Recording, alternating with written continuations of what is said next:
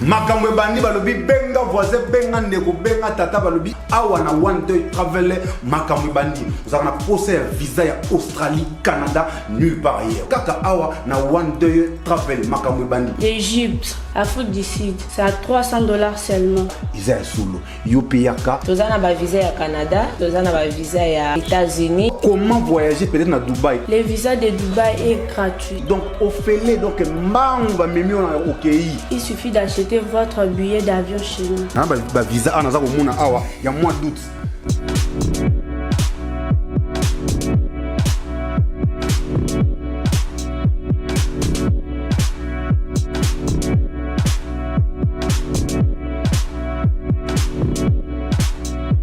Awa nde makamba visa efandi donc naza nango awa nde boza komona awa nyonso ezali même bato ya mosala maboko ba plombier oh non za mamligablo na esimbaka te maintenant yaka siko ba osala eza ya nyongo basalo ya nyongo yota ngokoma kuna ozwina mosala ozana mosala maboko moni ke non awa ezo simba so te faut que les banda ba permis de travail ezali yoka lisulu.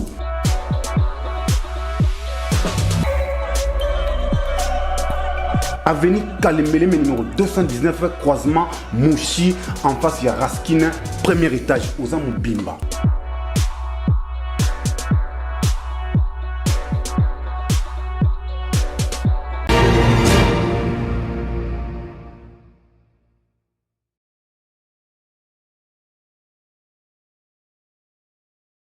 Bon week-end à tous les téléspectateurs et abonnés de Debout Congolais TV. Moi, Namboka Samba Olonga Aïbilo Lisusu actualité dans le cadre de l'émission Debout Congolais. Merci Nabino pour la fidélité et confiance au Bozali Koko Bako Pesabiso. Merci Nabino pour l'abonnement à la chaîne Oyo. Ceux qui vous nous abonnés, faites-les déjà. Bienvenue dans cette nouvelle émission. Merci de nous suivre de partout à travers la République démocratique du Congo. Alors, naye liboso na bino na basango oyo na mokuse pona kolobela maitali pacte social suite oyo ezali réservé na pacte social na région ya Grand Lac. Makambo oyo Cardinal Fridolin Ambongo bato ya Senko babongisaki à travers dialogue na bango ba soutenaki ekomi na point nini ba réponse ya be donation chole ezali na mutu ya makasi potolobela ngona kati émission oyo impression oyo bango bazanango par rapport ya makambo ezali koleka na doa oko saila ngwa analyse bososola malamu toko kende wapi est-ce que y aura-t-il encore un dialogue pacte social pour la paix en République démocratique du Congo pour na bango ezali suffisante accord ya doa et sengeli pe ko frustrer te ba mususu ko organiser dialogue pour que tout le monde y participe to kolobelango na cadre émission na biso mokolo lelo président Félix Tshisekedi a kozala na Russie et pas wapi prix moko ezali réservé na ye ba ko décerner ye prix to kolobelango pe na cadre émission na biso mokolo lelo président Félix Tshisekedi azali invité na Russie to kolobelango et semaine prochaine sauf imprévu to kolobelango pe président Félix Tshisekedi sengeli azala na États-Unis pour na entériner makambo etali accord de paix. Encore une fois de plus na tout bino botondi pour na boponi etando oya ba éclairer na bengaka Debout Congolais soki ezali mbala liboso zali kokota na etando oyo prière o liker vidéo oyo zali ko aimer o s'abonner soko zana abonner te surtout partager vidéo na voisin kobosa na te kotikela biso commentaire. Depuis wapi yo zolanda biso na République démocratique du Congo et pas wapi yo zali kolanda biso à travers le monde entier. Voilà, o lingi pe ko sunga chaîne oyo esengeli bochaka pe kantu kubianza na bino aider votre communicateur à faire les choses décemment. O lingi ko revendiquer nga trop. Donc makamusu pe komi ko yela biso e sengeli to sala ba occupation pe komi ko ya mais plus tozali pe na bino elongo plus pe il faut bo futaka encre pour que to continuer ko pesa bino basango parce que ezalaka pe musala munene ya recherche pe ya ba analyse réflexion ezali wana. Merci na bino nyonso bozali ko comprendre. Merci na balandi nyonso ya télévision pe émission ya Samba Olonga des pères et des mères. Nazalaka nanga évangéliste na yebisaka bino justice ya Nzambe erataka moto te, justice ya Nzambe moto moko te a échappaka na contrôle nango. Soki yo kanisi ke oza ko échapper na contrôle na biso, c'est fini. Yeba yango que liboso ya Nzambe tozalaka ba fourmi moto nyonso azalaka contrôler. Tôt ou tard, nous finissons par payer les prix de nos actes. Likez, partagez l'actualité, abonnez-vous si vous ne l'avez pas encore fait. Dites-nous ce que vous pensez de l'émission dans les commentaires. Alors, nauti koloba wa Nayambo, émission Nabiso, que pacte social pour la paix en RDC et la région des Grands Lacs en discussion ce samedi à Paris, en France. Na ba représentant ya église Batua Senko bazan en France bakei kosolola makambo ya pacte social. Selon bango bamoni ete ba signature ya accord de paix oyo et salami na doa entre délégation et gouvernement congolais na oyo ya ba terroriste ou ba rebelle ezali acto bango ba souhaitaki sikoyo bamoni ke ezali suffisant te balingi que makambo esalema lisusu à l'intérieur, c'est-à-dire un dialogue pour ne pas frustrer les autres. Je ne peux pas monopoliser la parole na kotika bino bolandanga no bino moko na matoi na bino Donatien Cholo Cholé oyo azali Monseigneur na titre honorifique naye à tout seigneur tout honneur. Bolanda Monseigneur Donatien Cholé Sima tozongia wapona kumanyola penda basango. Vous êtes secrétaire général de la SENCO, la conférence épiscopale nationale du Congo, et la SENCO est un important acteur du paysage socio-politique congolais. Et j'ai envie de vous demander jusqu'à quel point, rappelez-nous, quel est le rôle de la SENCO, quelle mission vous donnez-vous dans la vie politique en RDC? La SENCO, c'est l'assemblée qui réunit tous les évêques de la RDC, l'assemblée où ils exercent ensemble leur pastorale visant le bien-être du peuple congolais. La SENCO est dans son rôle de la mission prophétique qui consiste entre autres à consolider la démocratie, à consolider la paix, à consolider la cohésion nationale pour le bien de la population qui constitue les brebis des pasteurs que sont les évêques. Alors, on l'a dit tout à l'heure, il y a quelques jours, sous l'égide du Qatar, un nouvel accord cadre a été signé entre le gouvernement congolais et le groupe armé M23. Pour les protagonistes impliqués dans cet accord, il va dans le bon sens. Il est en tout cas censé relancer le processus vers la paix. Qu'est-ce qui vous inspire, cet accord ? Eh bien, c'est vraiment un pas dans la bonne direction. Dès le début de l'accentuation de la crise, les églises protestantes et catholiques ont toujours soutenu que ce n'est pas dans la guerre, ce n'est pas dans la violence qu'on trouvera une solution. Et il faut un dialogue inclusif, y compris avec ceux qui ont pris les armes. En ce moment-là, beaucoup de nos compatriotes nous traitaient de traîtres. Et je crois que la réalité du dialogue à Doha comme à Washington, c'est une suite favorable à ce plaidoyer, mais un pas insuffisant encore parce que si on doit se contenter de ces pourparlers entre le gouvernement congolais et les mouvements M23-RC, ce serait donner un très mauvais message comme quoi il faut prendre les armes pour se faire entendre. Pour être plus au sérieux. Ce serait vraiment décourager les opposants politiques qui n'ont pas pris les armes.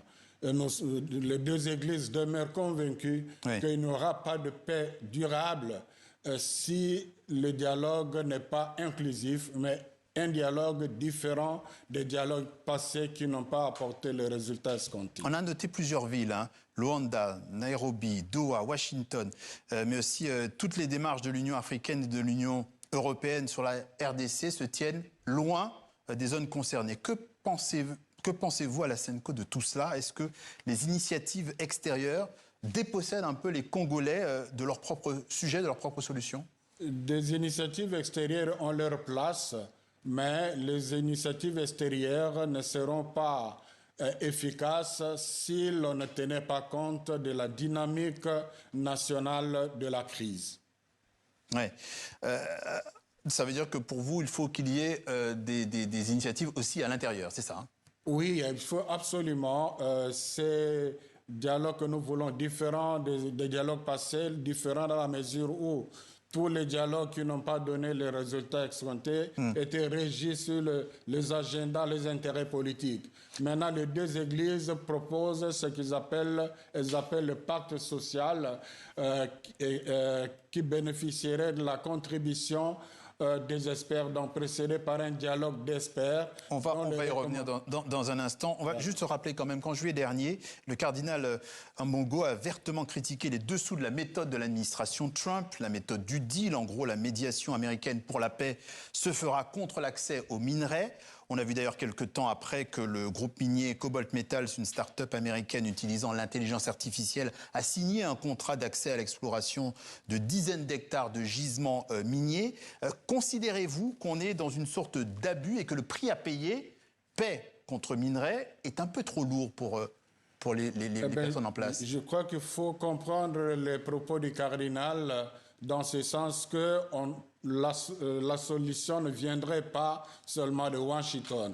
On peut bien signer l'accord à Washington, quand bien même j'ai dit que ce sont des pas dans la bonne direction, mais tant que les Congolais n'auront pas traité des causes profondes de la crise, Washington, Doha ne donneront pas les résultats escomptés. C'est ça l'esprit des propos du cardinal. Et sur le fait, comme je l'ai dit, sur cette paix contre les minerais? C'est d'abord, on ne peut pas comparer la paix avec le minerai, négocier la paix avec le minerai. La paix, c'est d'abord une dynamique de cœur. La paix, c'est d'abord une attitude des Congolais et des Congolaises qui doivent se convertir pour le bien vivre ensemble. Et bien sûr, c'est ça votre objectif. Les minerais sont là pour d'abord...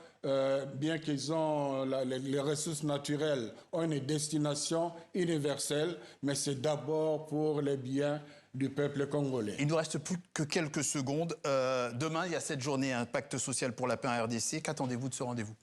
Je crois que ce serait l'opportunité de faire comprendre à nos compatriotes qui ne comprennent pas encore que le pacte social n'est pas une caution à la rébellion, le pacte social n'est pas une tentative de négation de la légitimité du pouvoir, le pacte social n'est pas quelque chose d'anticonstitutionnel, le pacte social c'est simplement un cadre pour permettre aux Congolais de réfléchir sur leur avenir, de réfléchir sur les causes profondes de la crise et de donner une bonne direction au pays dans le respect de la Constitution. Alors, c'est la diplomatie des petits pas, on l'a aussi vu, on l'a plusieurs fois dit ici, le dialogue est possible.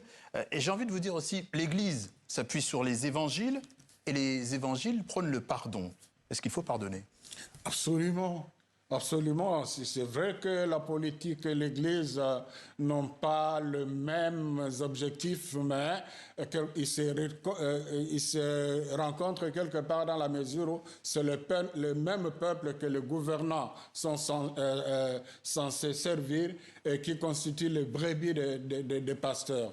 On comprend qu'il y a un temps politique qui n'est pas nécessairement un temps pastoral. Le temps politique, c'est le temps de l'opportunité, le temps de l'action à poser pour l'opportunité pour accéder ou conserver le pouvoir. Le temps pastoral, c'est le temps de poser l'acte pour le bien de la population, le temps de dire ce qu'il faut dire. Voilà. Wana bouti kolanda Abbé Donatien Choli. Ndenge azali kopesa makanisi na ye na banza bolandie malamu. Bakopo oyo biso ba musuto kanisa yeke sila. Quand je réfléchis, namoni pendake Tshisekedi asali musala munene. Musala o Tshisekedi asali résultat musala o asali à l'interne. Résultat, nango d'abord, ezali auto-exclusion. Il y a certains acteurs politiques oyo bakoki kosa la politique à l'intérieur te. Ba s'isoler bango moko ba mibengi ba exilé. Silence otomonaki ya bato ya Senko ezali silence après avoir été corrompus, on leur avait donné la mission de faire du bruit, faire pression à Tshisekedi, cadre social, pacte social. Tant bamoni makele na bango et simbité schéma ya Tshisekedi ezalaki au-dessus ya oyo bango banvisagaki na ba parrain na bango. Ils sont d'abord restés silencieux. Ba vandi ba kekozela ba ordre lisusu eya pour que ba bandela lisusu schéma na bango. D'abord pour information, il faut que Europe ezali centre. Actuellement, il y a des opposants, il y a Félix Tshisekedi. Bateau bazar me bien opposants Félix Tshisekedi. Mais moi, je pense que ce ne sont pas des opposants, ce sont des saboteurs de la République. Moutou Aza sérieux jusque-là, où il y a prouver biso honnêtement que Azali, pour travailler à l'intérieur du pays, Aza pour convaincre le peuple congolais, puis Tshisekedi a conseillé tout le monde y était. La plupart ont échoué de faire leur travail à l'interne. Va se retrouver les bandes ya mboka pour aller s'allier na bateau baza ko bongo ba congolais. Alors, en Belgique comme en France, des acteurs politiques se sont donné des rendez-vous. Même oyo autik ba utik olongola na l'Assemblée nationale là ceux qui rapporteur adjoint maman na biso yonani Dominique Monongo. Basali réunion na bango ndenge basali yango na Europe. Boyebi kaka COP oyo bapesaka Martin Fayulu erataka ya 2018. COP na bango bapesaki esimbaki te. Boyebi Fayulu bato bazaka na kanda na ye bazaka à l'intérieur te mingi bazali na Europe asalisa bango perte moko oyo mundela linga kosala te. Ceux qui avaient mis leur argent dans l'élection ya Martin Fayulu na 2018 basala perte ya kosakana te. Sikoyo Fayulu ya batu pe asa zwa trajectoire na ye solitaire akoma ko apprendre ndenge nini kozala républicain ndenge nini kozala opposition moko balongola ingrédient ya mutema mabe po opposition ya malamu oyo peuple ya diraka esimbaka te na mutema likonya opposition esalemaka na bolingo po ke mboka ekende liboso. Alors ces gens ici se sont donné encore rendez-vous là-bas pour la dibino moko donation show le makambo lobi. Ils pensent que pour Nabango, lokola Tshisekedi a réussir ko tchana kitunga na ye, bato ya FCM 23. Maintenant c'est le tour Félix Tshisekedi a fongolé la bango panier à l'interne pour basala oyo bango ba prévoyaki pacte social pour la paix en République démocratique du Congo. Et logo bomonaki awa ba souverainiste nyonso na ba républicain ba contestaki ya komona un petit groupe ya ba individu sous prétexte que bazali ba évêque ya église moko dans un pays laïque batamboli mokili mobimba pour aller chercher de l'aide selon eux afin que le Congo retrouve la paix sans être mandaté par les Congolais. On ne sait même pas s'ils ont été mandatés par les fidèles de leurs églises. Et sans pouvoir réel dans notre constitution. Batouana va se retrouver libanda ya mboka. Basali ba campagne na bango na ba démarche na bango. Lelo bango yeyo bazongi lisusu. Ba komi déjà parce que bo yeba déjà que Mikolo tozo kenda wa 2026. Ils doivent préparer quelque chose. Ba yebi déjà que Tshisekedi politiquement azana batu. Tshisekedi aza coriace. Ba mekaki ba moni ndenge nini Tshisekedi abundi na bango. Vous savez bande konanga itan to sala ka banalize photos za la pe clair to critique kaka te to lobaka pe makambo eza solo Tshisekedi abundi ye moko seul contre tous. Pour beaucoup le basel te parce que le peuple congolais au finish dans la majorité a compris la démarche de Tshisekedi. Yango Tshisekedi akoko la moi pongi. Au moins les Congolais ont compris que cet homme est un bon volontaire, il est amoureux de ce pays. Ata tozomona ba défaut eza bosenzi na biso moko to supporter moto. Sinon bele bakalingaki déjà Tshisekedi. Basali réunion mindele wana boyebi Union européenne bango nanu bakoma na bango d'accord avec Tshisekedi malgré tout ce semblant qui se fait, partenariat, la RDC, nous soutenons les partenariats, les investissements, tout ça, il y a de l'hypocrisie dedans. Pour les Européens, ils sont tous les esclaves. Alors, ils ont réuni leurs politiciens qu'ils ont fabriqués encore en Europe pour que continuer à pression l'aventure na bango va créer derrière Senko. J'informe ici et j'insiste encore que Tulubela Likamouana, ces pactes sociaux au Senko Bazolo ils ont créé en Europe. C'est de là qu'ils sont venus avec cette idée-là. Le rôle de l'opposition a baza faible face à Tshisekedi. Il faut bango bazala la rescousse. Il y a opposition wana pour que bacha Tshisekedi pression. Vous savez, bon soko so lié ango et c'est un justificatif au tchamo makelele. Bison se trouve que Tshisekedi depuis azana pouvoir to comprendre qui est qui. Même en Amérique, aux États-Unis d'Amérique, lorsque Mbongo ezo tambola et outé pas Kabila to Katumbi, tozo mona ba retomber nango à travers les discours de soit des sénateurs ou un membre du Congrès américain. Oyo tango aza ko loba omoni pendaki oyo eza papier basalela ki na Kamitatu, na Katumbi ou bien na Kabila. Ce sont de mêmes propos qu'ils répètent comme des perroquets. Que ça soit au Parlement européen, il y a des gens qui ont été corrompus pour répéter les discours de Katumbi ou encore de Kabila. Là-bas, s'aimer la confusion entre les paroles ou les propos de ce qu'il y a dans cadre ya kolobela na compte ya ba Congolais na distraction bango bazomi makuna kuba kende kopesa ba fait mususu oyo ezali éloigné na réalité na biso. Goyo awa bazoko lobake pona bango Tshisekedi abomisira bango dialogue mususu awa. Le dialogue que Tshisekedi doit organiser, le rôle de Tshisekedi a signé accord de paix na FC. Ce n'est pas suffisant, c'est faire les choses à moitié. C'est qu'il faut bon c'est la bango dialogue, ou bango basango il faut basal. Mais là bango bazoye baté c'est que le pouvoir donne toujours une longueur d'avance. Félix Tshisekedi c'est un connaisseur de la scène politique congolaise. Aza bébé na bangote. L'avantage de Tshisekedi que eza lokola ki Kabila ayeba ki bato yote. Ti baroulé Kabila balié mbongo ti barobine zaki akofongwama jusqu'à ce que Joseph Kabila ferme les robinets. C'était une tâche difficile. L'État comprendre bango qui est congolais, qui sont ces aventuriers. Mais tu sais qu'il connaît bateau union, yango moni bazaki na peine ya kosala opposition na bango à l'interne. Maintenant, tant que tozako lobao ba comprendre que tu sais que di makambo union sozo sala. Il est aussi en train de travailler politiquement pour assainir l'environnement politique congolais. Il y a des gens qui seront enterrés définitivement. Ils étaient dans le but, bon, le roi a besoin de dialogue, tout ça, tout comme il y a un schéma. Bazo bang un schéma, il y a un président togolais. Le roi a dit, bon, oh non, t'es président togolais, et comme il a une carte, c'est Tshisekedi qui va manipuler, rien de bon ne sortira là-bas. Oh, bon, le dialogue, bon, le but, Tshisekedi a un traité.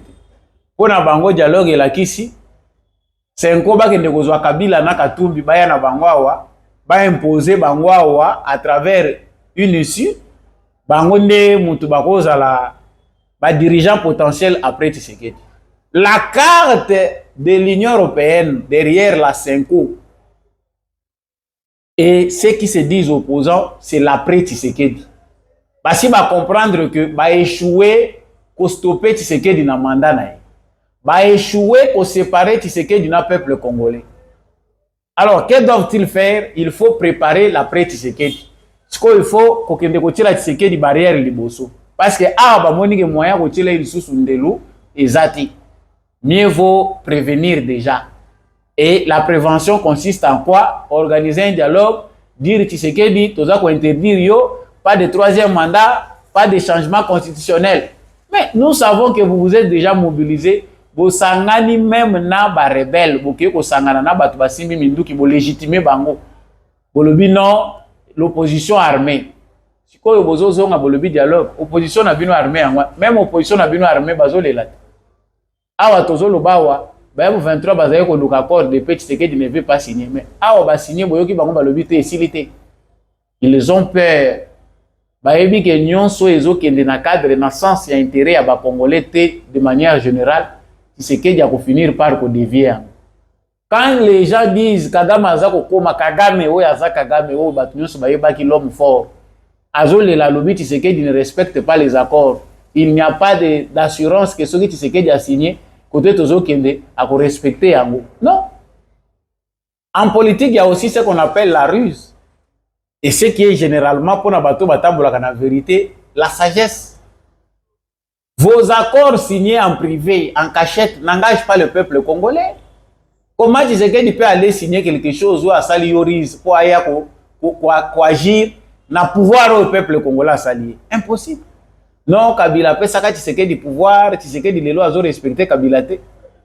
Tshisekedi a reçu le pouvoir du peuple congolais. Il a prêté serment comme président élu par les Congolais. À moins que vous à la base, la classe de Bino Botanga qui a malamuté. Et quand quelqu'un dit non, tu signes à Tshisekedi, donc tu viens toi-même dire ta trahison. Non.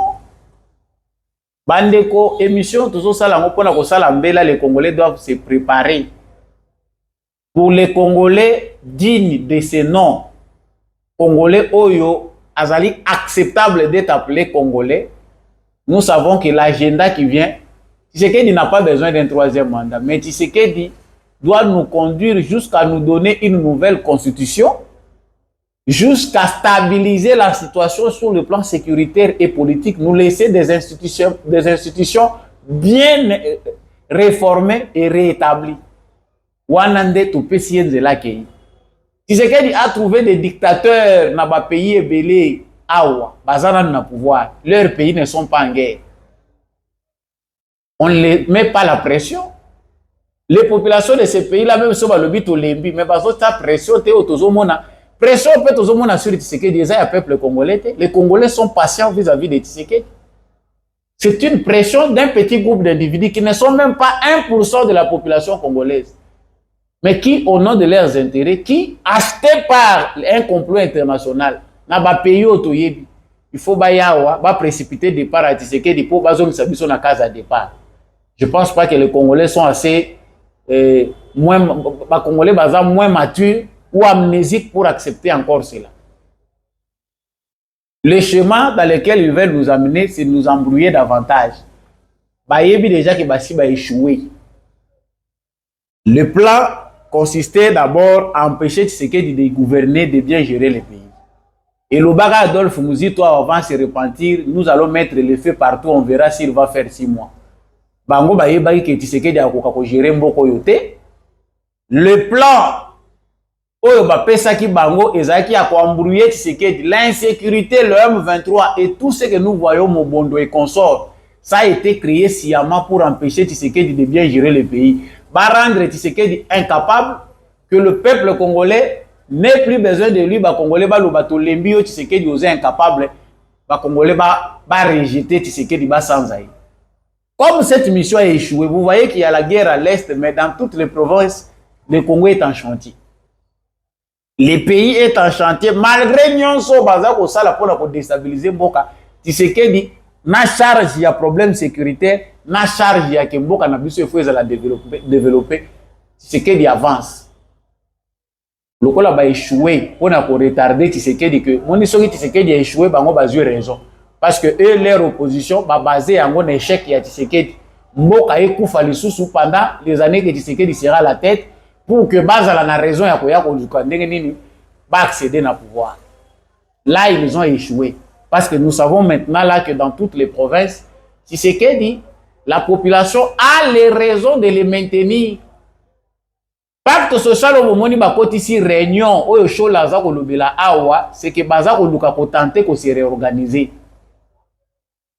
Échec ya kosala front commun na Kagame AFCM 23 bar Rwanda bar Kagame, ils étaient déjà tous dedans. Lokola ba moni que cop ba rêver yango bazana besoin ba se réorganiser, ba se laver, ba sala front ya sika baya kozonga baba discours ya sika comme si nous étions amnésiques. Nous ne savons pas que et l'église catholique, les dirigeants de la Senko étaient derrière Kagame et ce mouvement qui a endeuillé les populations du Kivu et ailleurs.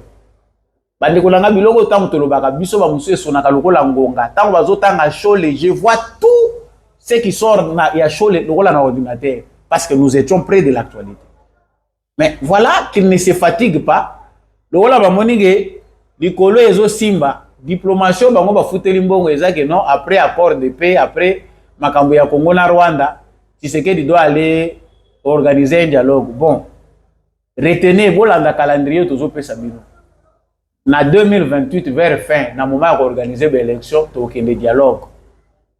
Ce dialogue là ça ne sera pas un dialogue pour aller prendre les criminels, leur donner des postes ou prendre des gens qui ne se sont pas retrouvés dans la gouvernance, leur donner des postes. Ça sera un dialogue où les Congolais intelligents peuvent amener des idées qui peuvent conduire à des réformes institutionnelles et vers un changement constitutionnel où on aura une constitution qui reflète les réalités congolaises, une constitution propre à nous.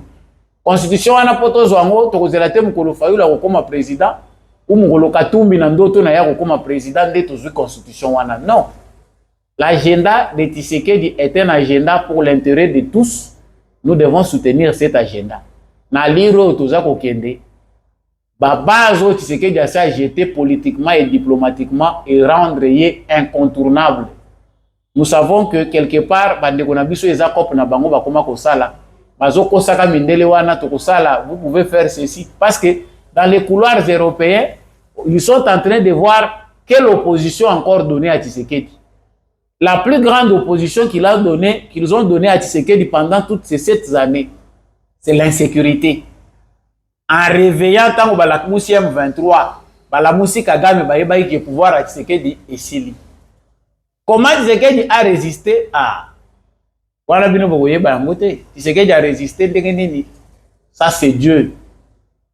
La sagesse que Dieu donne est au-dessus de toutes les capacités ou les facultés humaines. Félix Tshisekedi, politiquement, Aza héros. Ceux qui font les sciences politiques, ceux qui font les études sur la politique doivent écrire des bons ouvrages. Botika mindele baya ko komela biso te. Ndeko na biso Aza penda combattant ya solo, c'est vraiment un brave. Et c'est un homme où il faut histoire ya mboka na biso to lobela yango. Ce que fait Tshisekedi batu ya libumunzala oyo baboyi ko réfléchir na ba cerveau bato bazo réfléchir na ventre ou bien réflexion eza limitée kaka na libumu bakoyi komona ba bien fait à Tshisekedi. Ce sont des esprits éveillés, de gens visionnaires qui comprennent ndenge nini Tshisekedi aza ko sauver mboka oyo et les bénéfices que nous allons tirer à long terme et non oyo bato baza ko linga ba mona ya rapidité. Moni biso tozolia te, omoni biso tozaboye, ce qui Tshisekedi asala ki boye, nde biso tondimi. Retenons que ce que Chole est en train de dire et faire là-bas, balengi bala muselo kwa sika, eza agenda na bango ya sika bazo préparer pour na 2026. Ils vont ramasser, ils vont faire des listes, ndenge bomoni ba mususu bake, oh non, communauté de Katangé bake ko funda Tshisekedi po azopier ba minéraux. La famille de Tshisekedi s'enrichit, on ne se retrouve pas. Et qu'on a la classé sans suite. Parce que Panama pas père awa, babimisa awa, soki nini, oyo babimisa ki, yandenge mboka oyo ezaki bradé. Nous n'avons pas vu une communauté congolaise, une communauté katangaise aller porter plainte contre la famille Kabila. Parce que jusque là, mutumo kwa la kisabiso directement, Zoé azana ba port, Jeannette Kabila ba kotiti na makambo ya ba passeport. C'est que l'économie congolaise, type institution, famille Kabila. Nous n'avons pas vu des Katangais aller porter plainte en Belgique ou en France. Aujourd'hui, ils veulent inventer des histoires, la famille Tshisekedi, pour que la justice belge suive. Vous savez vous-même que c'est une aventure sans suite. Mouto bino bozo combattre. C'est vrai, ils peuvent tirer des dividendes. Papa Nabango Etienne Tshisekedi a bondi toute une vie. Il a sacrifié voir sa famille, ses enfants pour le Congo. Les Rosokin de Konabango a président.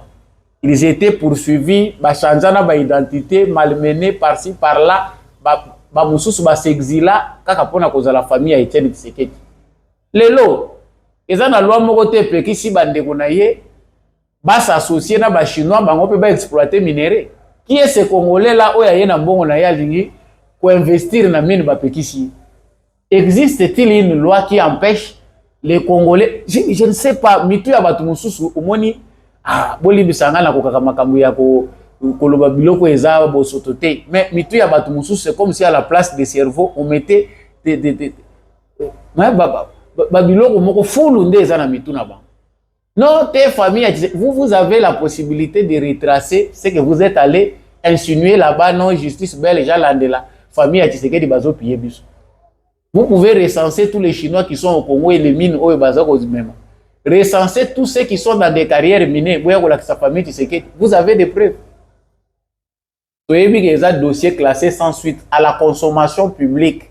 Bâtir yango pour embrouiller l'opinion, distraire bateau. Mais tu as vu que la Kanango les sous n'a fait un impact les Congolais. Les Congolais ont compris beaucoup de choses avec Tshisekedi. Tshisekedi a libéré l'espace médiatique et y compris les réseaux sociaux tous lelo. À moins yo moko za la zoba pour que ba zoba yo. Mais si vous avez muto za na 500 ces eaux fonctionner ba ko zoba yo te. Nous vous donnons les projets. En 2028 il y aura un dialogue. Mais nous savons peut-être que si tout va bien avec Dieu, avant 2028, nous devons avoir une nouvelle constitution. Une constitution propre aux Congolais, une constitution qui ne nous vend pas, une constitution qui ne fait pas de nous des étrangers sur notre propre sol. Voilà ce que nous avons besoin. Et l'autre agenda, c'est que les Congolais auraient compris et maturité n'a vu ce qu'on m'attend. Allez, Tshisekedi, lui, sera chargé de nous aider à faire mener de bonnes réformes. Un agenda clair.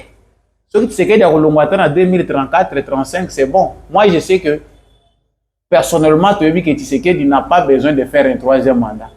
Il ne va pas en chercher. Et nous savons que s'il bénéficie, il y aura prolongement où il y aura Salema. Et ça, nous avons volonté à Tshisekedi, mais nous avons besoin de lui. Sérieusement, tout ça, on a besoin de lui. Comprendre qu'il voudra. Comprendre qui pourra ou comprendre qui voudra, ça dépendra de vous, des choix que vous allez faire. Donc, Bavio va échouer pendant tous les premiers mandats de Tshisekedi, il y a ça la bloc moko ya ba républicain pour faire une bonne opposition sérieuse parce que c'était tous des figures connues et déjà bien connus pour être malhonnêtes. Dans le premier mandat, tout le monde FCC.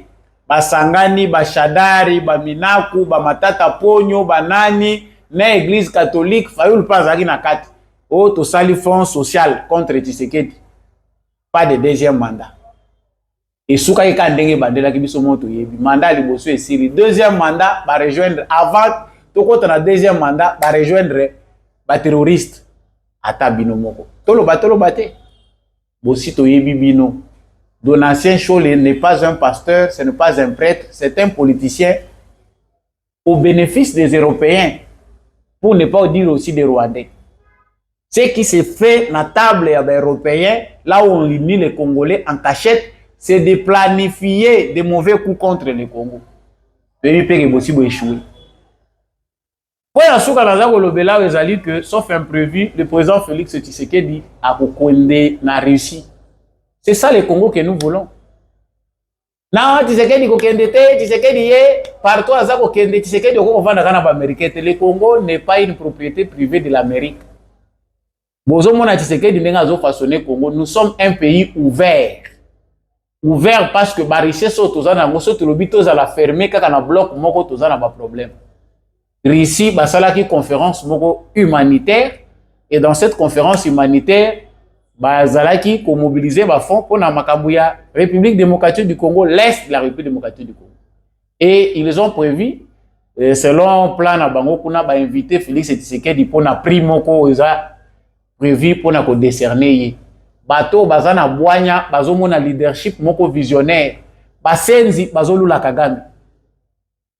Les gens sages, les sages du monde bazo tala mutoyo a maîtriser Congo ndenge nini. Po Congo Congo est dans les États-Unis.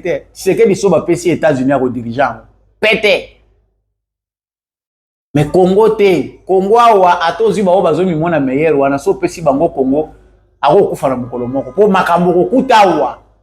Ah, Tika. Kabila n'avait pas dirigé le Congo, voilà pourquoi il dormait tranquillement. Donc, Tshisekedi sera en Russie, après Russie, à Koki, kokende na États-Unis pour que bakende kosilisa makambo. Il y a accord bazo benga accord de paix. Biso to benga ngoti dingishilu. Wana ezaka simple formalité. La vraie guerre, elle a déjà été menée par Tshisekedi face à la communauté internationale et il a vaincu. C'est la victoire de la vérité sur le mensonge. C'est la victoire contre un complot international. Le vrai Congolais savent le combat qu'a mené Félix Tshisekedi. Ce n'est même pas un combat de petits accords signés, mais c'est un combat noble pour la dignité du peuple congolais. On s'est servi d'un petit pantin du nom de Kagame qu'ils ont fabriqué avec toutes les inventions publicitaires pour faire de lui un leader responsable. Bassalié pour centre d'attraction, pour comme la référence en Afrique centrale. Le Congo reprend sa place.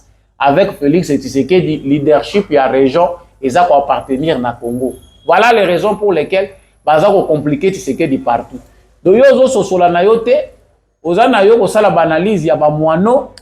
tu n'as pas la capacité d'être même à moitié l'aigle. Critiquer c'est la fin qui justifiera les moyens.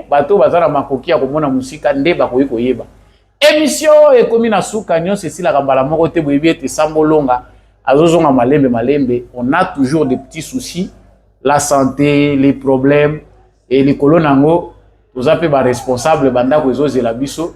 Faites du bien pour nous. Bandeko bozolanda ka biso bo apprécier ka musalo tozo sala pona ko éveiller ba congolais.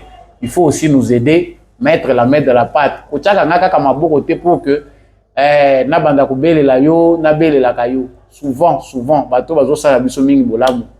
Vraiment, bakomona bango pe toyeba kangote. Vraiment, on a besoin de votre soutien. Pour soutenir l'émission, on a évi que bato belé, après chaque approche auto présentera nango information. Le numéro de Samba Olonga, vous le connaissez en bas de votre écran. Les comptes bancaires Izawana Botsaka paye l'autre côté. Par contre, MPSA Izawana Bozo paye l'autre côté. Faites quelque chose pour cette émission. Pour que tu continues pour éclairer l'opinion d'Enge tout ça la kayango. Merci na ba nyonso bo soutenir ka émission oyo. Merci na bandeko yo bozali ko s'abonner, boza ko liker puis bozo partager. Abonnement pe ezali possible que au salango payant à partir d'$1, il y a possibilité sur YouTube de faire un abonnement payant et à la fin du mois au tient $1, au tient $10, au mettez tout ce que vous pouvez mettre là, ça nous fera quand même du bien. Prochainement. Merci na maman Lisette Mombendo ou Azo Tchapé Samolonga Maboko. Merci na l'homme de la vérité des urnes Jean-Louis Timbalanga. Merci na papa Maurice Kikangala depuis l'Irlande. Matondo na papa Paulin Chika, papa Michel Lumakaso. Matondo Mingi na maman Bilbilonda. Matondo na maman Rose Sirikari. Merci na bandeko nyonso bozolinga pende émission oyo. Bendele Kouyaté, par Dessina Motema. Tout prochainement. Bon week-end.